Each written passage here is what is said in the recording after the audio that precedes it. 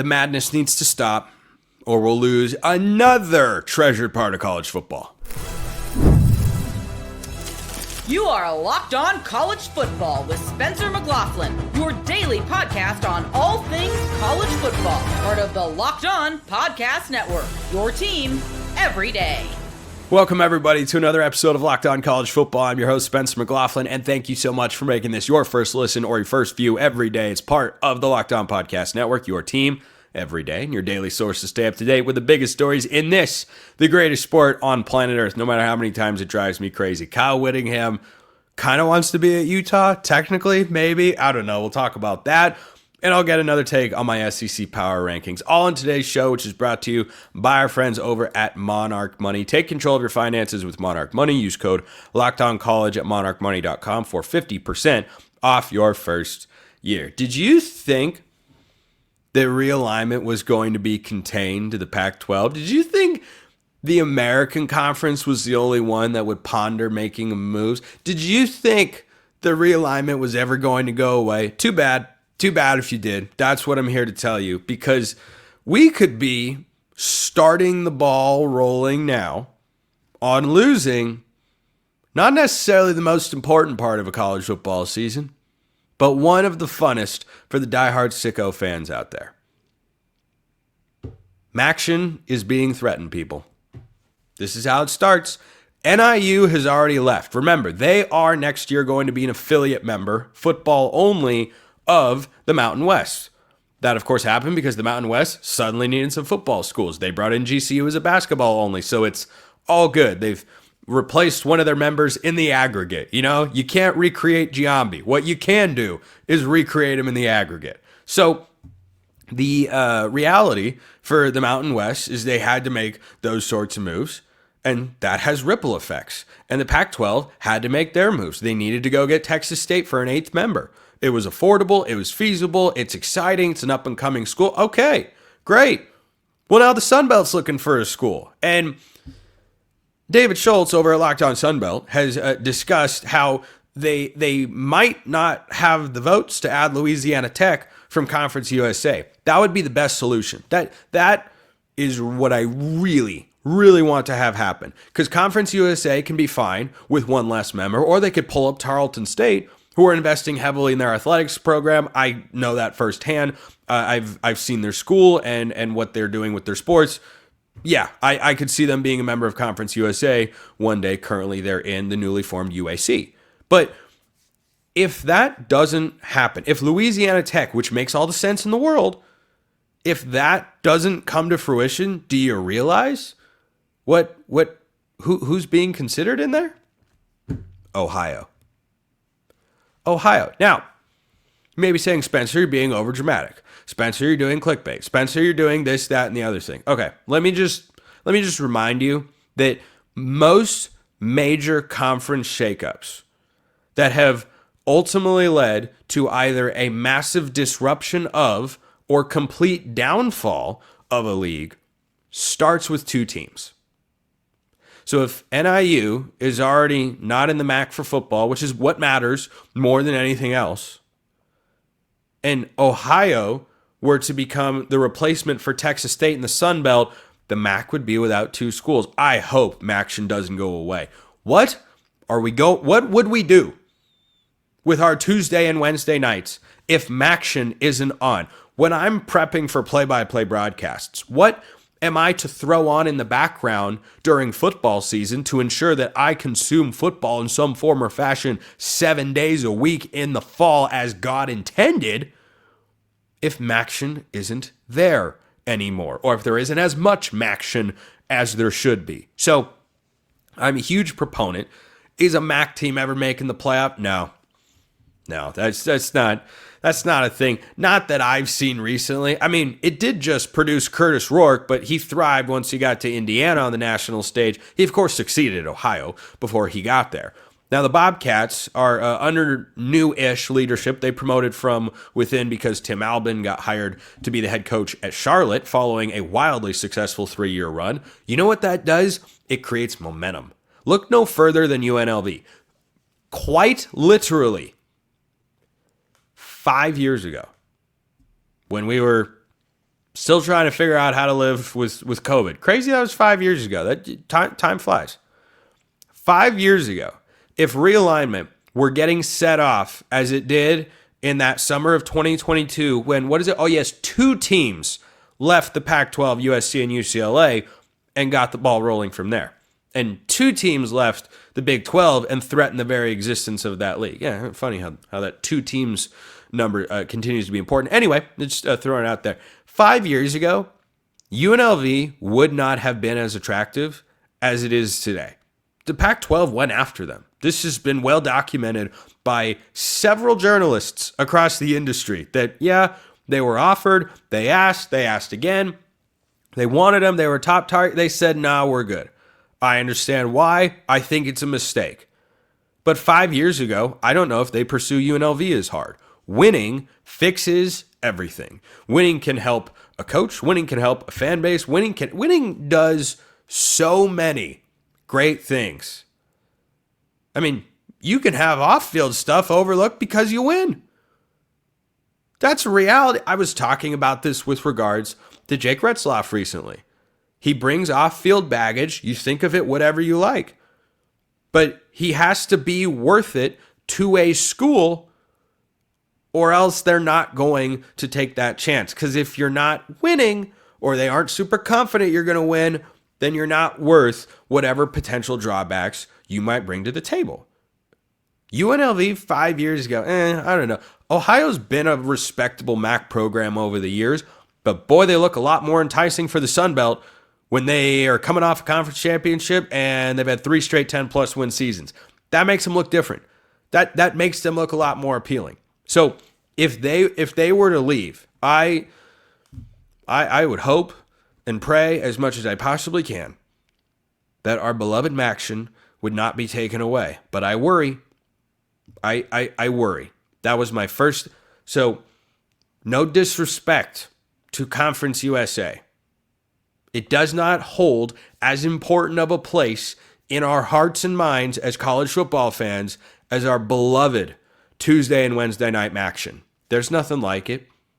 What else bridges you through the week every evening before you get to Thursday night football in the NFL, big Friday night college football games, and the most glorious days of all, Saturdays in the fall? What else is to get you through there? But all of these chess pieces move, and then dominoes fall, and it just keeps going. But when you are in a sport that doesn't have leadership, doesn't have organized structure the way that it needs, doesn't enforce rules the way that it should, doesn't have the ability to even make rules that could help better the sport, you can wind up in these sorts of situations. It would be a shame. I don't want to lose it. But if Ohio winds up in the Sun Belt, schools get skittish really easily. They want stability, they want certainty, and I sincerely hope the MAC would not start to, but people would start asking. They look around. If you're 2 football schools lighter than you were 2 years ago, I'm telling you, schools will look around. Universities have looked around for less. Presidents vote on realignment. End of segment. Let me know your thoughts in the comments below. That's the first time I've ever led with the Sun Belt here on the show. There's a first time for everything. The first and only time probably Kyle Whittingham retires. That day's coming, but no one knows when. First, this episode brought to you by Monarch Money. Ever wish managing your money felt easier? Well, with Monarch Money, it can. Whether you're growing your savings or planning a big purchase, Monarch puts you in the driver's seat, which is right where you want to be. It's like having your own personal CFO, giving you full visibility and control over your finances. Monarch Money is more than just a budgeting app. It's a complete financial command center. You can track all your accounts, investments, and spending in one place. So in addition to managing your money, you're also building wealth. That is the trajectory you want to be on. Do you have that one financial goal you've wanted to achieve for a while? Maybe it's saving for a big purchase or getting to a certain point with your finances or your spending. Whatever it is, Monarch is here to help you out. Take control of your finances today with Monarch Money. Use code LOCKEDONCollege at monarchmoney.com for 50% off your first year. That's monarchmoney.com. Code LOCKEDONCollege for half off your first year. Check them out at monarchmoney.com. How much longer will Kyle Whittingham be the head coach for Utah? JT Wistrcill of Locked On Utes is here to discuss just that because he dropped my favorite quote. You ever see that old SNL skit called the Charles Barkley post-game translator app? We needed that here for Kyle Whittingham because he said it was a disappointing, discouraging season. He was ready to retire. And the Charles Barkley post-game translator app would be, man, I wanted to retire, but we sucked. That's pretty good. That's you. Pretty good. I like Thank that. you. Pretty good. Anyway, that's what it boiled down to me was he was going to leave, and then he was like, well, I've got a legacy of winning, and we just lost to BYU at home and went 5-7. I'm not leaving. So when is he leaving? I feel like barring a disaster, it's after this year. I mean, just last year at Big 12 Media Days, he's the one who said, I probably won't be sitting in this chair, referring to just being at Media Days for a game that is going to be played in 27. So if not this year, next, based on that. And granted, he could walk it back. Also said he wouldn't coach beyond 65. He's currently that right now. I just think, I had an insider on my show previously who said it was supposed to be Kyle's year last year, and it just he couldn't go out like that. He was too much of a competitor. It was too frustrating. I'm sure losing to BYU absolutely played into it, but the biggest thing I think was just what a disappointment it was overall. I mean, so I feel like if Utah is capable of doing what I have seen several people predict that Utah will be towards the top of the Big 12, I do feel like that would be good enough to him, even if they don't win it and all of that. I feel like as long as he has a good year with Utah football, and good can mean different things based on who you're talking about, but I look at it as hey, bowl eligible. I think this team's got a really good shot to win 8+ games. So I think that right there would be more than good enough for him. It's going to be tough because you're in the Big 12, but I gotta believe if they just have a better year, they have this whole plan with Morgan Scalley. I think he expected to be the head coach too. So obviously, I mean, how long do you just wait and sit and bide your time when you've been doing it for 20+ years at this point at the same place, when you had an opportunity to go to the USCs of the world too at different points, where Morgan Scalley did. So I do think that I'd be shocked if it wasn't at this year, but I also said the same thing last year, Spencer. So I guess we'll wait and see. Kyle. That's what is interesting about this to me is, to your point, he did seem really convinced that it was going to be his last season, and he just didn't expect it to go that poorly. Well, what if it goes that poorly again? Does Mark Harlan, the AD, step in and say, Kyle, I know this isn't how you want to go out, but this is 2 years of downward momentum, and we need a reset here, so you got to retire. But it's Kyle Whittingham. Can anybody really tell Kyle Whittingham, even Mark Harlan, I know is technically his boss and all, but it's like Nick Saban technically had a boss at Alabama, but that dude was retiring whenever he felt like it. So let's say you and I are both wrong on Utah, because I do like Utah this year as long as Devin Dampier stays healthy. But I don't know what's in the water in Salt Lake City, but it isn't healthy quarterback juice. Agreed. If that comes to fruition again and it's another 5-7, would he really hang it up? I think exactly what you talked about is what would happen with Mark Harlan. I just have to believe that.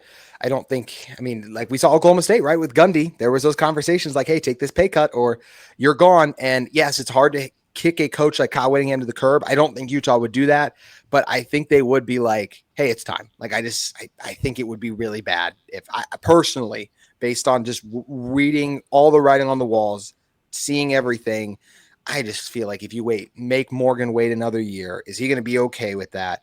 Another year of downward momentum, I think everyone would just agree it's time also to move on to. What is interesting is you mentioned all the legends who kind of did run the show. I do look at a Bubba Cunningham, who obviously wanted, and then we're talking North Carolina now, he wanted Mac Brown to retire, step away. Nope. Mac was I'm going down with the ship, and forced his hand to fire him. That's a terrible headline when you have to fire a legendary coach like Mac Brown, and he forced their hand to do so. I think Kyle and Utah have a good enough relationship where if it was Kyle, please don't make us do this. But I have a hard time believing if Utah misses another bowl game that Utah is going to be hey, let's do this again. I don't think you can fire Kyle Whittingham, but even Kyle at that point would have to be hey, maybe it is time for me to get out of the way. I feel like Utah would really want to move in a different direction. And Kyle Whittingham is a legend, but I also think we're kidding ourselves if we sit here and act like he's the best coach in the Big 12. I think that he has lost that spot based on what happened last year.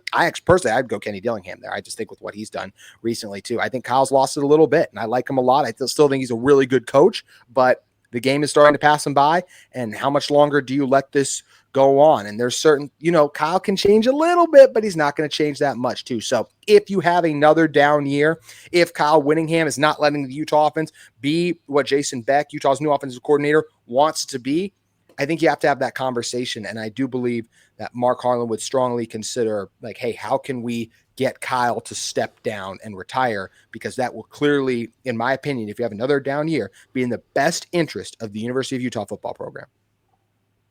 That was incredibly well laid out. This is why we bring quality guests on the show here, folks. That was excellent. You were at Big 12 Media Days earlier this week, JT. Last week, anyway, before you got to where you are now, I need to go to bed.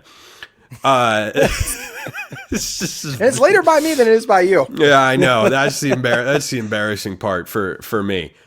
Did you have any big takeaways other than this remark from Kyle Whittingham, whether with Utah or otherwise? I think overall, just Commissioner Yormark doubling down on the 5'11". I don't know how massive that was, but I do appreciate that he continues to do that. And you could argue in some ways, right, that if you do the other format, the Big 12 would get more teams in. For example, I think Commissioner I know he talked about like wanting and maybe even use needed to get like 2 teams in this year. As we sit here right now, 2 teams being the Big 12, I don't see that. I don't see the Big 12 getting 2 in. It could happen. The ACC did it last year, but I just think, go. What? Well, you took the words out of my mouth. The ACC did it last year. That's the formula. You have to have an 11-plus win team lose the conference championship game. Yep.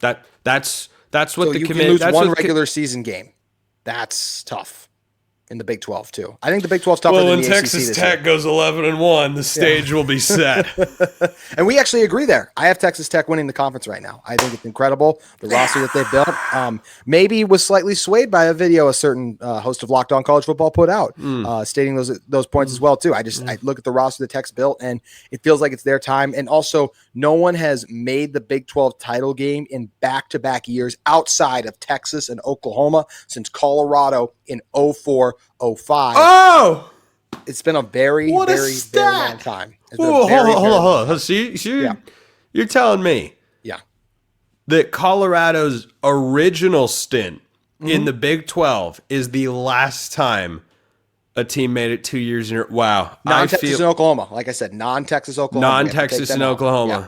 And they didn't have the title game for a few years. So that's part of the reason that stat is what it is. But like all those years, like, Oklahoma State went back to back. Iowa State. Nope, they didn't. Like they fell off. That's why, as much as I like Arizona State, I don't know. Like I liked other teams in the past, obviously on paper. The entire top of the Big 12 a year ago, Kansas State, Oklahoma State, Utah, and none of them obviously finished there. But yeah, going back, I just think it's interesting that Commissioner Yormark talked about the 5-11. I think it's best for the future of the sport. Is it the best for the Big 12? You could maybe argue that. I actually still would argue it is, just because anytime you're given another conference just because, I think that's a bad look. But I thought it was interesting. He talked about too, like wanting and needing to get 2 teams in, because I do think that will be tough. Because of also what I mentioned, I do feel the Big 12 is deeper than the ACC currently right now. So I see it more likely Clemson, or it clicks this year for Miami. Those are 2 11-1 teams. And I think it's going to be tough for the Big 12 to have those 11-1 teams, especially because one of those teams that would have had a chance to do that, BYU, just took a massive hit with the loss of their starting quarterback.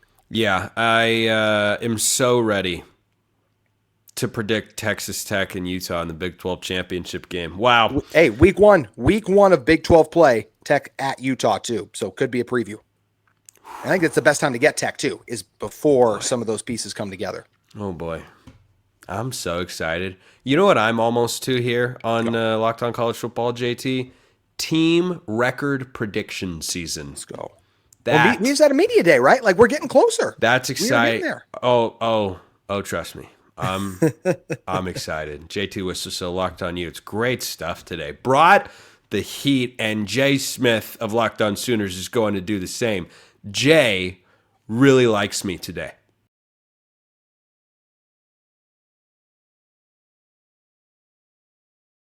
My SEC power rankings are out there to be critiqued. I've even got them in graphic form for those of you watching on YouTube. And Jay of Locked On Sooners is here to discuss. Jay Smith, his full name, but just Jay for today, according to the name he's got down here in the lower. Oh, there he is. Jay Smith. Jay Smith is here. Now we know who it is. I wasn't entirely certain before. I'm also not entirely certain how everybody feels about my preseason SEC power rankings, Jay. And for those on YouTube, they look like this. I'll explain for the audio audience. In order 1 through 16, Georgia, Texas, Alabama, LSU, South Carolina, Oklahoma. I had them lower and moved them up.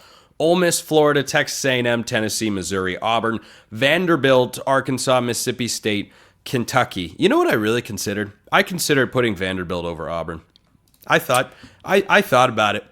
I really did. I really did. Vanderbilt won the game last year. I could make that case, Jay. Can you do me a favor and go ahead and do that, though? Because that's kind of where I was sitting at here was, so your rankings aren't bad.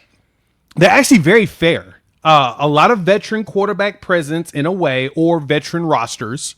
A lot of returning production that you have set going on here.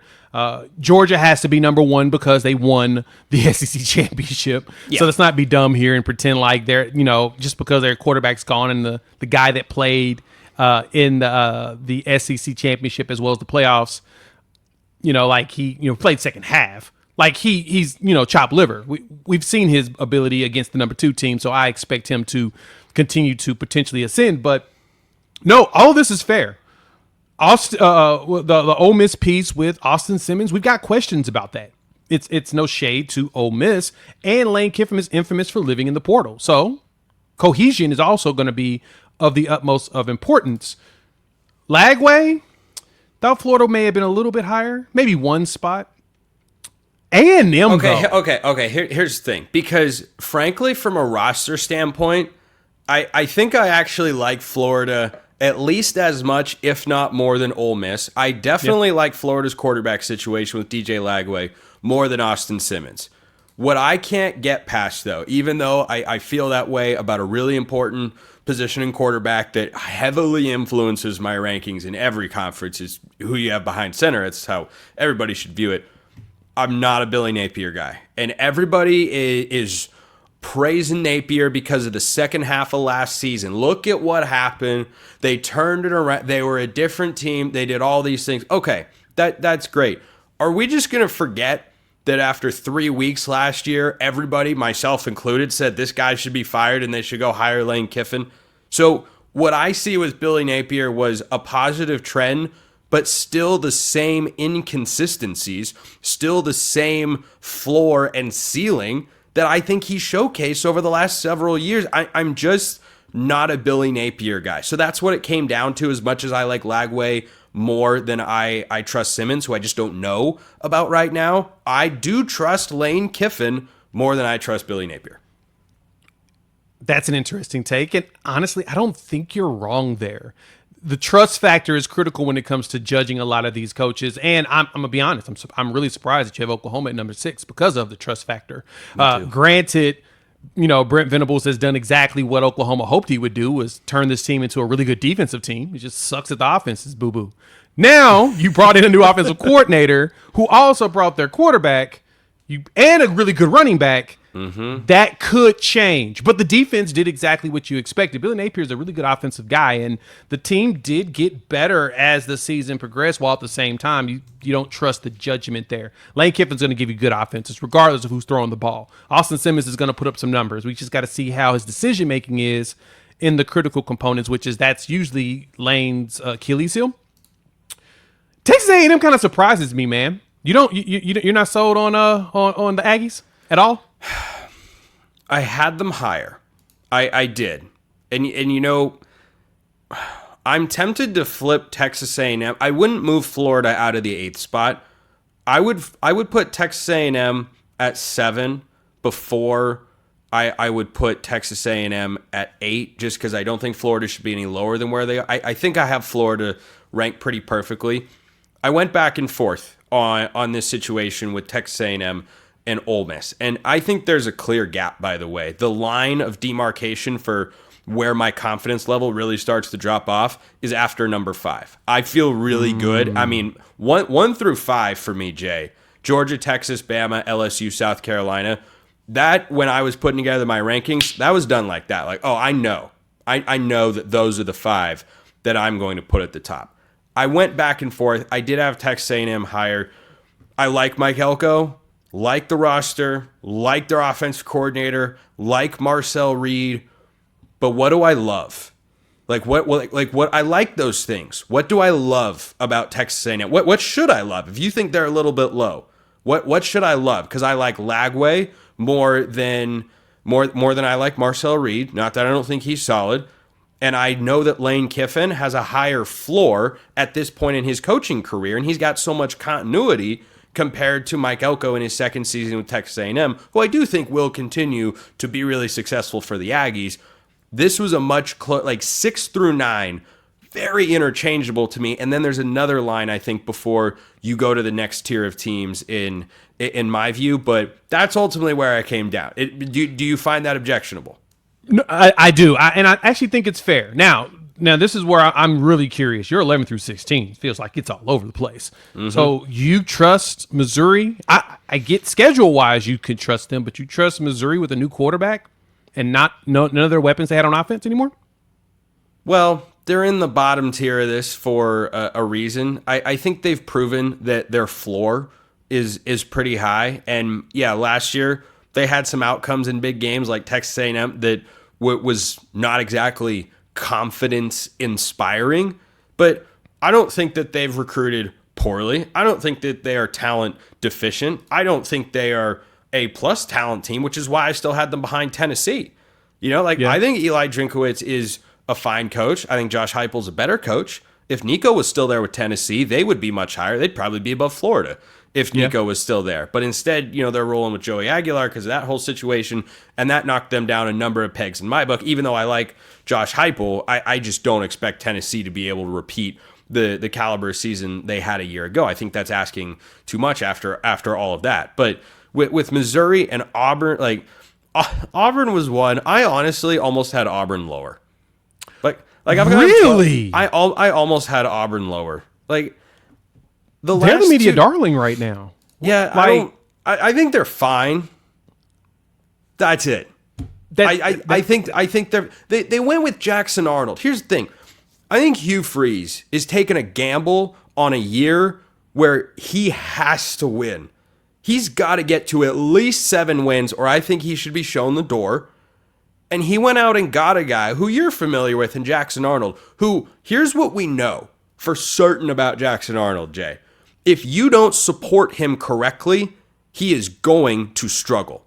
That's the only for sure thing we know about the former Oklahoma Sooner. You give him a suboptimal situation, he's not going to be good. Now, he's got a couple of really good receivers.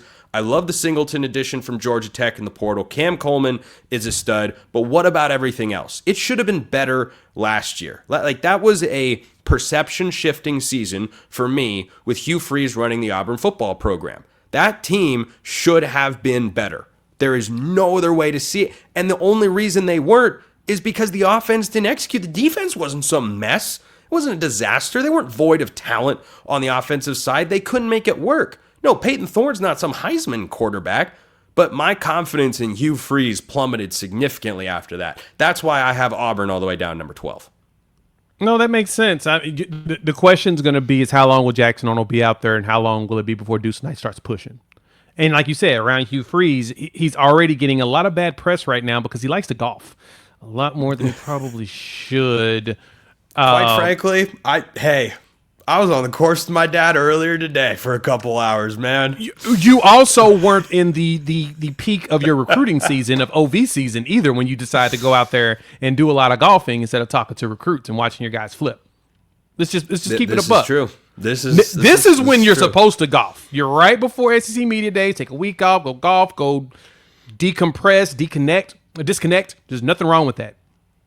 But when your team is starting to lose a lot of recruits and it doesn't feel like there's a path for you to gain more, it feels very tone deaf for what you need to do at Auburn, especially when people feel like if you don't get 7 wins, you should be fired.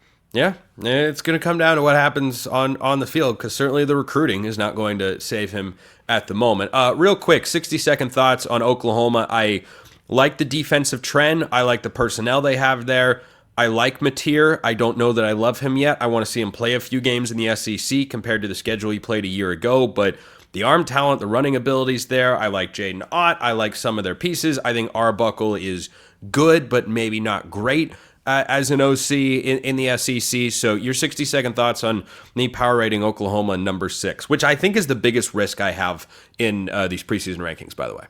I think it's very fair. Oklahoma does bring back a lot of talent, and the defense should be just as stout if they have an offense that's halfway competent. The offense is not going to be ranked in the hundreds. Let's just put it that way. I'm going to go ahead and just put that out there and proclaim it today. This offense is top 50. They'll move up in your rankings very fast, because then the defense doesn't have to do as much work. We're seeing a bunch of new quarterbacks. Who's going to be seeing a new defense. And also, Oklahoma's considered having one of the best defenses in the SEC. Go talk to any of the experts. They'll tell you that. That's a good thing for John Mateer to learn from. It's a good thing for John Mateer to make adjustments from, is he's going against one of the best defenses in the country right in front of him, who's not pulling their punches. They're making that man work, and it sounds like he's responding like a leader should.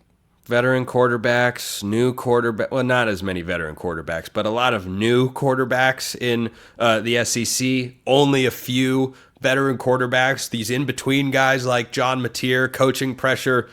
I can't wait for the SEC, or really the entire college football season. We're less than a month and a half away. That is exciting stuff. Jay Smith, Locked On Sooners, great as always. Appreciate everyone listening. I'll see you next time. And until then, hope you all have a wonderful rest of your day.